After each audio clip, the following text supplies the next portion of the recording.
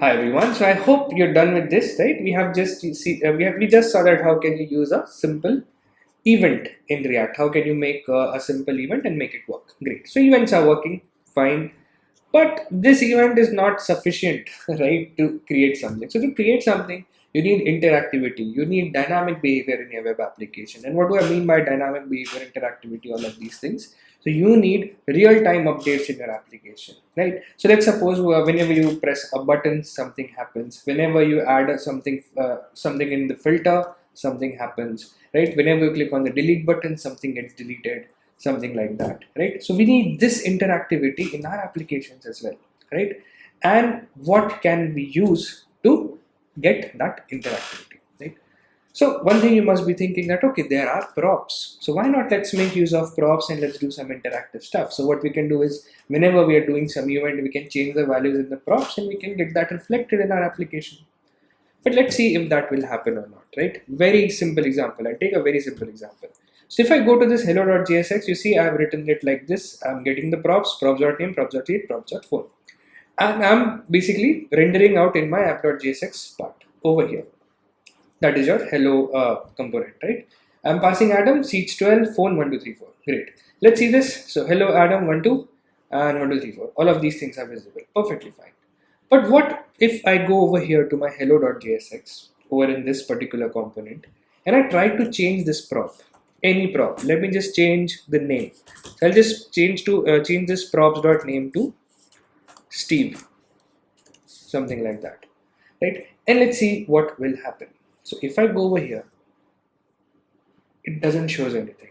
And when it doesn't shows anything, always expect that there must have been some error. Okay, so let's see what the error is right now. So if I go to this inspect, if I go to console, now you see I have this error, and this is the most important error that you look at, that cannot assign to read-only property, right? This is something that you should take mark of, read-only property, name of object.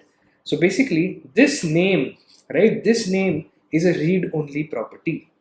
That means what is a read-only property? Which cannot be overridden, right? You cannot write for this, you cannot update this, you cannot change this. And if you cannot change this, so now your props are immutable. And if they're immutable, will they be dynamic?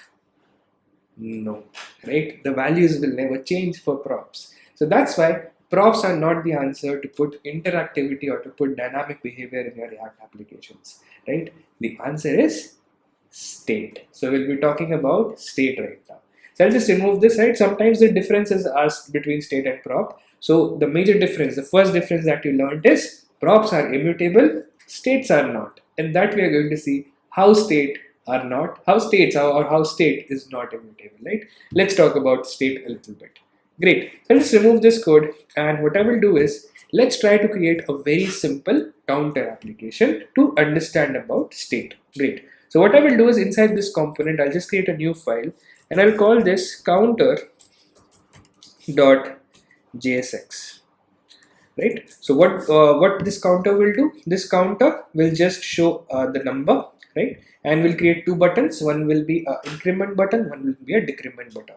So as soon as you will click on the increment button, it will increment the counter by 1.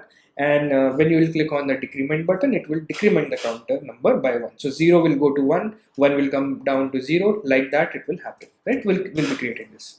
Great. So for that, first I'll need a component. So I'll just create a component, React arrow function component export, something like that. You can choose arrow function, normal function, doesn't matter. Great. So now what I need to do is I need to get started with the counter. So inside my div, I'll just say, I'll just get an h1, and inside this h1 I will say this is my counter, something like that, and by default I'll just write 0 over here for now. Okay, and now over here I'll just go and I'll create two buttons. One button will be for my increment, one button will be for my decrement. Great. So let's create that. So one button increment,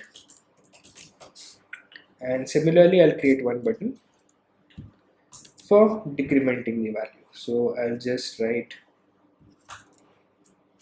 decrement, right? Increment and decrement. So now let's see if this looks how this looks in our app. So I'll just go to my app.jsx. Now what we need? We now just need a counter component, and we'll just render this out in place of this hello. Great. No props are there, so we do not need to pass anything, and this should be visible right now. Okay, so this is how it looks. I'll just close this window. So this is my counter. It has 0 right now by default, and we have increment and increment. Why increment and increment? We added decrement, right? Okay, this should be D. Alright, so now we have increment and decrement. Great.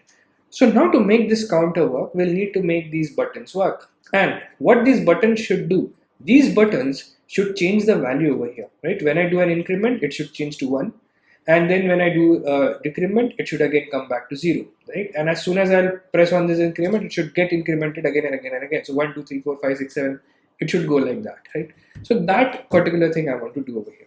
So how can I do that? So for that, what React gives you the benefit is, React gives you something known as a state. States are immutable, states can change. So just consider state as a local memory of a component, right? So state is just a local memory for your component, which will keep track of all the things that are happening inside your component, right? That is just the state. And to use the state, you have a special kind of a hook, which is known as the use state hook, right? Before this, to manage state, when we were at class-based components, when we were at class-based React, so there we need to do so many things. There we need to take care of this keyword. There we need to take care of all the mounting, unmounting, and everything. Right? We'll also discuss about the lifecycle methods. But for now, just remember that the state is just a memory of your component. It will keep track of everything that is happening inside your component. Right? So let me just start with this. So over here, to use the state, we have a use state hook, right? To take help of the state, we have a use state hook, and that comes out from React only. So first, we'll need to import that, right? First, we need to import that. We'll have to tell React, okay, we are going to use your use state hook. So this is your use state hook. Very important hook, right? Very oftenly asked in the interviews. All right, great. And very important as well. You will be using the use state a lot because React is all about states, right? So you'll be using this a lot. Great. So inside this counter, what I will do is just note the syntax, right? Syntax is a little complex if you're doing it for the first time, but you will get used to it. So how are you going to use the state? Great. So what I will do is I have to maintain the state for my counter. I have to maintain the state for my counter. I have to keep track that what is the value of my counter. It is incrementing, it is decrementing, what is the state right now, right? So that's why I'll create a state for my counter. So I'll say const and I'll create an array. Right? I'll create an array which actually takes two values.